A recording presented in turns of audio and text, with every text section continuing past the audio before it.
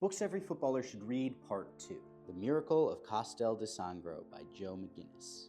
I love this book. Obviously, I wouldn't be recommending it to all young footballers.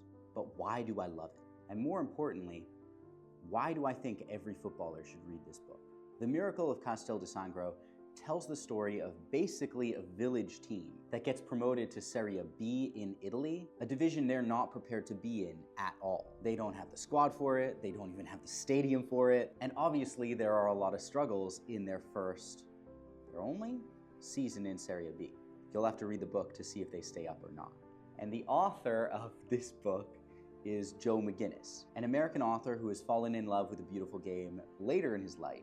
And so he travels to Italy and follows this team throughout their entire season. And he gives a really interesting perspective on things. One of my favorite TV shows of all time is Ted Lasso. And while this book does not tell the motivational and inspirational story that the Ted Lasso show tries to tell, it reminds me of it in some ways just because it's an American going over to a European league. And obviously this book tells the story of something that actually happened. But as an American, you'll get looked at a little bit funny. Maybe people won't take you seriously. People think you know nothing about football, which I guess in Joe McGinnis's case is kind of true, at least in the beginning. Now, I'm a little bit biased in my reasoning for why I love this book, because the tale of a lower division club in Italy reminds me a lot of my own stories from playing in the lower divisions in Greece. But that's why I think this is an important read for footballers, especially young footballers. Because everyone has this idea of what their football career is going to look like,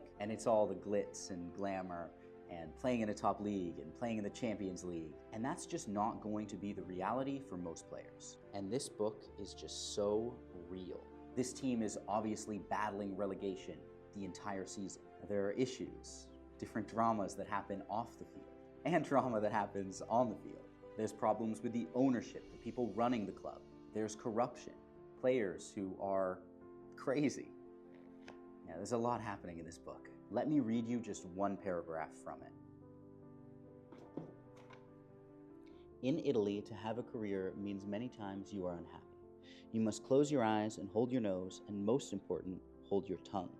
I think this is not good, but I also know this is life. I hope that you understand this, at least in a small way.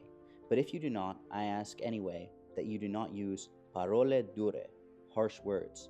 Truly, there is enough misery over this without your curses to ring in our ears. I'm rating books from 1 to 7, and I give this book a solid 6. Make sure to like and follow if you want to hear about more books that every footballer should read.